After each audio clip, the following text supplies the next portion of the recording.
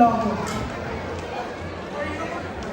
বই মেলায়, থিয়েটারে, ক্যাফেটেরিয়া, পহেলা বৈশাখ, ভ্যালেন্টাইন উৎসবে মেয়েটার চোখে পড়ার দুঃসহ চেষ্টা ছাড়া ছেলেটা পুনরুস্তুষ সাধে। আর মেয়েটা রূপেও লাবণ্যে, ফ্যাশনীয় বসনে আগাম গোড়া বিশেষণ। এক ঝাঁক প্রজাপতি উজ্জ্বল তরুণের ভিড়ে ছেলেটা একেবারেই অপাঙ্কে। তবু অতি বড় সাহস করে একদিন বলেই ফেলল, আমার সাথে চা খাবে? ছেলেটার দুঃসাহসী অফারে অবাক মেয়েটা কি জানি কি মনে করে বলল, চলো।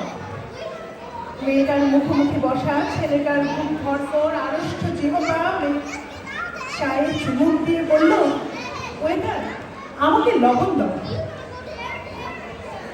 মেয়েটা অবাক হয়ে বলল, তুমি চায়ের লবণ খাবে নাকি? ছেলেটা বলল, হ্যাঁ, আমার জন্ম নোনা জলের স্বাদ। নোনা চায়ের চুমুক দিলে আমার চোখে ভেসে ওঠে আমার গ্রাম, নোনা জলে ভেসে যাওয়া আমার বাবা মায়ের মুখ। মেয়েটা অবাক হয়ে শুনল ছেলেটার কথা, তারপর বলল, আমি কোনোদিন সাগর দেখিনি, আমার বাড়ি পাহাড়ে। ওখান থেকে ছুঁয়ে উড়ে যায় কোমল মেয়ে পাখির মতো। সাগর আর পাহাড়ের গল্প ক্রমেই নিবিড় হলো দিনে দিনে। তারপর বিয়ে, সংসার এবং শেষে পুরোপুরি। বুড়ো মরার আগে একটা চিঠি দিয়ে বলল, মরার পর খুলবে। বুড়ো মারা যাওয়ার পর বুড়ি চিঠিটা খুলল।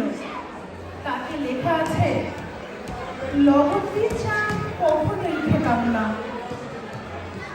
তোমার সামনে প্রথমত খেয়ে চিনি বলতে লবণ বলে ফেলেছিলাম, আর বোকামি ঢাকতে অমন গল্প ফেলেছিলাম। তাই 40 বছর তোমার হাতের লবণ চা খেয়ে গেলাম। তোমার হাতের লবণ চা খুব মিষ্টি। বুড়ি প্রতিবেশীর বাড়িতে বেড়াতে গেল একদিন। তাকে চা দেয়া হলো।